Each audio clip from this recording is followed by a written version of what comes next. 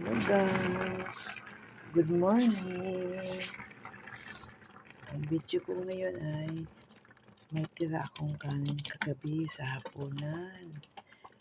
Ito, nilagyan ko ng tubig, nilagyan ko nito kokwa, tapos dagdagan ko rin ng asukal.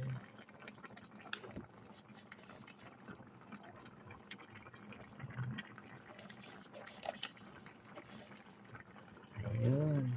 Kung ayaw nyo ng asukal, pwede nyo rin lagyan ng gatas kondensada para matamis. Diyan na. Yun ngayon. Di, walang tapon. Di na magsampurado. Parang sampurado na rin siya. Kasi tingnan mo pa. Basa eh. Ayan, sarap. Ulan ngayon eh.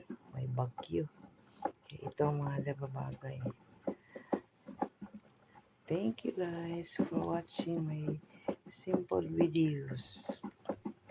So, nakakaumay na kasing fried rice eh. Kaya, ito din minsan ang gagawin sa mga tirang kanin. Gawing sa Bisaya pa to tinughong. Nilagyan ko lang ng tsokolate, kokwa. Kaya, higing sampurado. Okay, thank you guys for watching. God bless.